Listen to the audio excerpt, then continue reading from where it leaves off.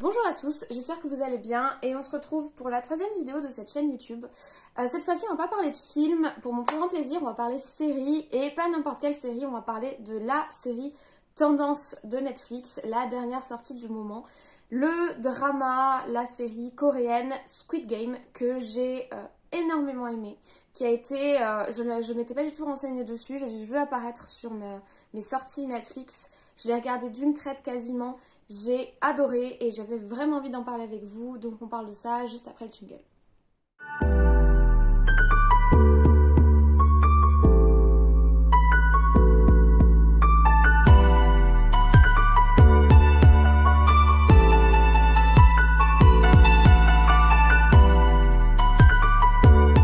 Alors tout d'abord, Squid Game, qu'est-ce que c'est? C'est une série, un drama coréen par le réalisateur Hwang Dong-hyuk, que personnellement je ne connais pas. Je regarde pas énormément de dramas coréens. Moi j'ai pas mal regardé de dramas japonais. C'est une série par ce réalisateur qui est financée par Netflix, c'est pour ça qu'elle est disponible sur sa plateforme, qui est sortie le 17 septembre 2021, donc c'est tout récent et c'est d'ailleurs pour ça que c'est mis en avant sur les front pages Netflix de tout le monde. Et cette série compte 9 épisodes, donc les épisodes font entre 32 et 45 minutes je crois de mémoire, donc il y en a quand même pour un bon moment si vous voulez vous binge-watcher la série. Donc vraiment c'est une série qui est très très prenante. De quoi elle parle? Alors le Squid Game, Squid ça veut dire calamar, donc c'est le jeu du calamar, mais le jeu du calamar est un petit peu secondaire dans l'histoire. Donc le principe, le scénario, c'est 456 personnes qui sont issus de milieux un petit peu, enfin pas forcément que populaires d'ailleurs, mais qui sont en difficulté financière. Ces personnes se retrouvent un peu entraînées malgré elles dans un jeu mortel qui en fait inscrit ces 456 joueurs dans plein d'espèces de mini-jeux inspirés des jeux de l'enfance qu'ils faisaient quand ils étaient jeunes enfants coréens et qui promet à la fin de tous ces mini-jeux aux gagnants, aux derniers survivants, de gagner une somme folle, la somme de 45,6 millions de won. Donc d'après ce que j'ai regardé, ça fait à peu près 32 millions d'euros. Donc on leur promet une somme énorme, complètement faramineuse à ces gens qui sont en difficulté financière, mais pour cela, il faut qu'ils survivent à un jeu mortel, tout simplement parce que chaque mini-jeu, soit tu t'en sors, soit tu es éliminé. Donc c'est le principe du jeu. Mais ils auraient pu s'arrêter là et juste nous faire un épisode par mini-jeu et nous montrer un gagnant à la fin. Mais la série va beaucoup plus loin. C'est beaucoup plus que ce simple scénario. Visuellement, c'est une série qui est incroyable. Enfin, moi, j'ai adoré le style visuel qui a été donné à la série. C'est aussi une série qui est, qui a une morale, qui défend vraiment certaines idées. Le dernier épisode est faramineux pour ça, mais pas que. Je veux dire, il y a plein de moments, des rebondissements, des ruptures dans le scénario qui apportent un autre regard. Il y a vraiment quelque chose de plus et c'est quelque chose que j'ai énormément aimé. C'est pour ça aussi que j'avais envie de vous en parler parce que je pense que c'est une série qui, au-delà de son principe de base, mérite d'être vue pour toutes ces choses-là. Et nous allons en parler juste après. Donc je vais commencer par revenir sur les différents paramètres du film, casting, décor, musique, etc. Et ensuite je vous donnerai un avis plus construit sur ce que j'ai réellement pensé de l'histoire. Donc on commence tout de suite par le casting. J'ai trouvé que le casting était franchement très réussi. On est sur un casting très cliché où chaque personnage a une identité bien délimitée. Donc le héros c'est le mec fauché, gentil, qui a un grand cœur mais qui n'est pas forcément un gars super déterminé dans sa vie. Il y a le personnage du vieil homme qui m'a par ailleurs beaucoup touchée et qui je trouve vole presque la vedette dans la série. On a la jeune fille qui vient de Corée du Nord et qui essaye de survivre. On a le gros yakuza, le gros mafieux. On a la femme de mafieux un peu folle dingue. Enfin voilà, chaque rôle est bien délimité. Alors moi ça me perturbe pas du tout et ça me dérange pas plus que ça. Surtout que là il y a quand même pas mal de nuances dans ces personnages. Ce que j'ai trouvé sympa, il y a aussi un immigré pakistanais. Ce que j'ai trouvé très intéressant, c'est quelque chose qu'on voit très peu par exemple dans les dramas japonais. Les minorités, surtout immigrées, sont pas très représentées. Mais voilà, on a ces personnages qui sont très délimités, qui interagissent ensemble à la fois de façon cliché et à la fois qui ont leurs propres nuances, leurs propres subtilités. Et ça, j'ai trouvé ça vraiment très bien parce qu'on retrouve des codes qui fait qu'on n'est pas trop perturbé, qu'on a une lecture quand même assez souple dès le début de la série. Il y a beaucoup de personnages qui arrivent d'un coup quand on rentre dans le Squid Game. Et grâce à ces différents clichés, on se repère rapidement. Par exemple, ils s'appellent par leur numéro, ils s'appellent pas forcément par leur nom au début. On n'est pas assailli de noms à retenir. Non, on a les numéros et on sait tel numéro correspond à tel personnage cliché. Et ensuite, petit à petit, au fil des épisodes, ils vont développer chacun leur subtilité, chacun leur nuance. On a 9 épisodes, on a beaucoup de personnages, mais on s'y retrouve facilement. Personnellement, j'ai trouvé qu'à peu près tous les personnages étaient assez attachants dans leur style. Donc je vous dis, j'ai été particulièrement touchée par le personnage du vieil homme, qui est incroyablement bien joué. Vraiment, j'étais impressionnée. Il y a certains passages qui m'ont mis mal à l'aise, qui m'ont fait mal, qui m'ont... Vraiment, j'ai ressenti des émotions qu'on retrouve rarement dans ce genre de série et qui étaient très bien retranscrites par l'acteur. Vraiment, ce personnage, je vous dis, il a presque style de show, là, volé la vedette, parce que il a vraiment quelque chose, une profondeur et un naturel dans le jeu d'acteur qui est assez incroyable.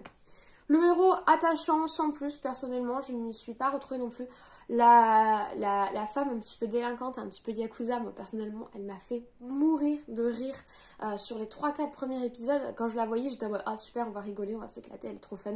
Franchement, j'ai aussi adoré. Un petit côté surjoué, mais juste ce qu'il faut pour aller chercher le rire et apporter le rire dans un truc qui est quand même dramatique, puisqu'il y a énormément de morts. Donc franchement, ça j'ai beaucoup aimé. En plus, on n'a pas forcément un background énorme pour tous les personnages. On a 2-3 informations, c'est suffisant. On arrive à les identifier, on arrive à cadrer leur vie, qui ils sont, leur caractère. Donc franchement, je trouvais que le casting était très équilibré et que l'écriture des personnages était très bonne. Au niveau des ambiances musicales, alors les ambiances musicales sont présentes, sont utiles, elles apportent quelque chose. Après, il y a des moments où, franchement, il y a certains épisodes où la musique, c'est pas forcément ce sur quoi tu vas te retourner. Mais je trouve quand même qu'à plusieurs moments, notamment durant les épreuves, la musique apporte vraiment quelque chose en plus. Il y a aussi une musique qui revient un petit peu en boucle et qui est associée au grand méchant de l'histoire, qui, je trouve, est très bien choisi, à ce petit côté vintage qui colle bien à l'ambiance et qui colle bien au style de la série. Après, la musique, sinon, c'est sans plus, disons que c'est pas ce que je vais retenir le plus. Ce que je vais retenir le plus, c'est la chose dont j'ai le plus envie de vous parler là tout de suite, c'est le style graphique qui a été choisi, l'ambiance vintage chelou entre Wes Anderson, Willy Wonka, les Oompa Loompa et un trip sous acide, clairement. Mais franchement, j'ai trouvé que les décors à l'intérieur de l'univers du jeu étaient incroyables.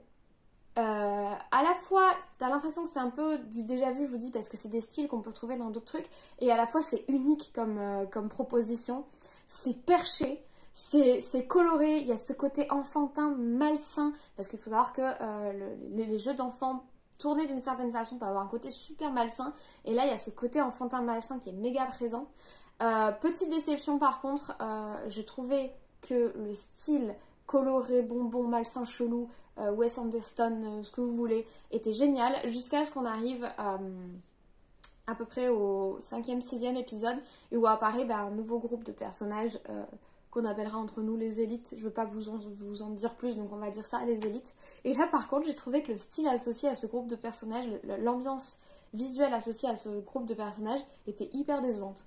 Et c'est grave dommage parce que vu la proposition, enfin moi quand j'ai regardé la bande-annonce sur Netflix pour savoir si je voulais lancer cette série qui venait de sortir, clairement ce qui m'a convaincue c'est le moment où on voit la team des Oompa Loompa, là je les appelle Oompa Loompa parce que moi ils me font penser à ça, mais la team des encadrants du jeu circuler dans ces couloirs rose bonbon, bleu flashy, vert. J'ai vu ça, j'étais en mode oh ça va être génial, ça va être merveilleux. Même si l'histoire est pas bien, je vais en prendre plein la vue au niveau visuel. Et pour le coup, j'ai pas du tout été déçue. Dès qu'on est dans le jeu, dès qu'on est dans l'univers du jeu, je trouve qu'on est vraiment servi au niveau visuel. C'est... j'ai rien à dire, c'est top.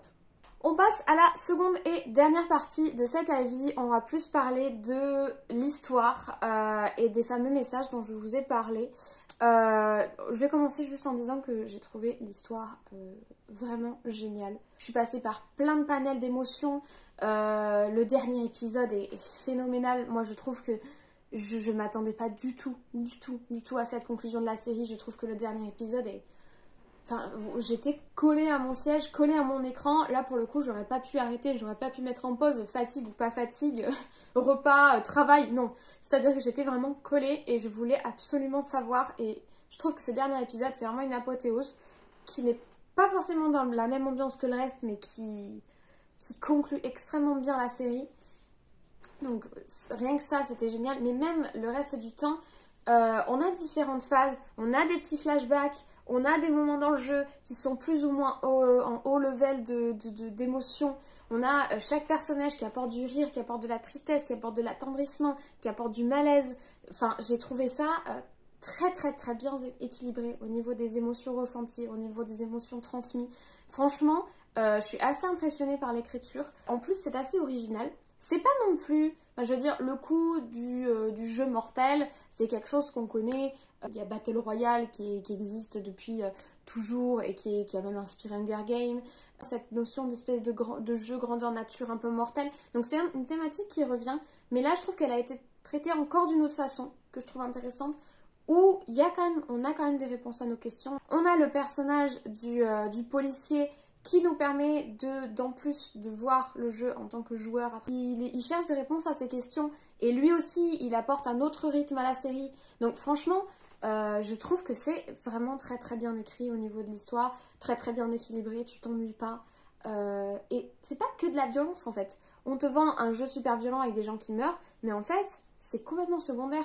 C'est presque horrible de dire que les masses de gens qui meurent dans la série sont complètement secondaires, mais au final, c'est pas ça le centre de l'histoire. Ça va bien au-delà de ça, c'est une histoire de valeurs, c'est une histoire de choc entre des différentes visions du monde, entre les visions du monde de ceux qui sont derrière le jeu, de ceux qui sont dans le jeu. C'est vraiment très intéressant. Et je pense qu'il y a là-dedans une volonté de faire un reflet de la société coréenne, une société qui est quand même profondément inégalitaire, qui délaisse une partie de sa population, qui est surendettée. Ils abordent la thématique de l'entretien des parents âgés. La tradition coréenne, comme la tradition japonaise d'ailleurs, c'est les enfants qui, une fois qu'ils ont une bonne situation, prennent en charge leurs parents. Mais que se passe-t-il si l'enfant n'obtient pas une bonne situation? Que devient le parent? Quel sacrifice doit-il faire? Quel sacrifice doit faire l'enfant? Ça aborde aussi la thématique des familles recomposées, ça aborde la thématique des femmes seules.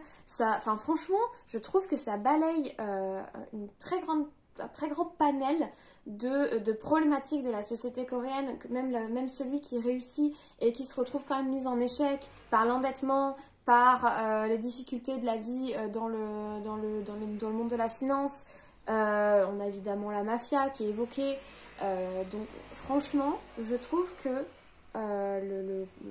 ça brosse un portrait complexe et intéressant de la société coréenne qui est en filigrane, qui n'est pas central, c'est pas le sujet de la série, mais qui est quand même très enrichissant. Il y a quand même ce message derrière que je trouve vraiment intéressant et qui, s'il n'avait pas été porté par la série, et notamment du coup par ce fameux dernier épisode que j'adore, aurait manqué. En fait, ça apporte de l'âme à cette série. Cette série a de l'âme, a une âme, grâce à ce message qu'il y a derrière, et je trouve ça génial. Je termine en vous disant que ce soit au niveau de l'écriture, comme je le dis, des personnages, etc., on a énormément de rebondissements qui bouleversent ce à quoi on s'attendait, en fait. On est assez constamment surpris, et je trouve ça très agréable. Au début, tu as l'impression de monter dans un petit train et que ça va aller de jeu en jeu, de machin en machin, les morts, et puis hop, petit à petit, il n'en restera qu'un. Et c'est pas du tout aussi simple, et j'ai trouvé ça vraiment bien, j'ai vraiment été surprise, j'ai vraiment été secouée. En fait, j'ai vraiment passé un super moment. Je recommande cette série même à ceux qui sont pas vraiment, parce que ça a une approche un peu dystopique, même à ceux qui sont pas forcément dans cette approche, parce que vous serez surpris. Dans tous les cas, même si vous accrochez pas forcément au départ, même si vous accrochez pas forcément à tous les personnages, même si vous accrochez pas forcément au concept, à un moment ou à un autre, vous serez surpris et vous trouverez une thématique qui vous touche, vous trouverez un personnage qui vous touche. Franchement, moi, j'ai pleuré devant certains passages. J'ai été vraiment bouleversée par certains moments. Puis même, j'ai atteint un certain stade, à un moment où je me disais, mais non, on peut pas aller plus loin que ça. Non, nous avons assez souffert, on s'arrête là. Et la série, elle est encore là pour te ramener du rebondissement supplémentaire, de l'information supplémentaire. Vraiment, j'ai été très agréablement surprise. Et ça faisait un moment que j'avais pas eu une série qui m'avait autant transportée. Donc je suis très contente de mon visionnage.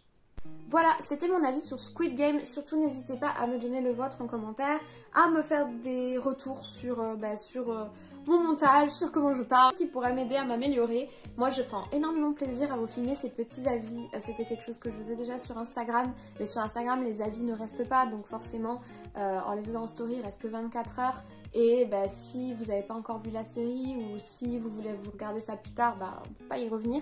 Là au moins je sais que mes avis sont stockés. Et voilà, donc je prends énormément plaisir à faire ces petites vidéos. Et je vous dis à la prochaine, prenez soin de vous, regardez un max de trucs et on en reparle très vite.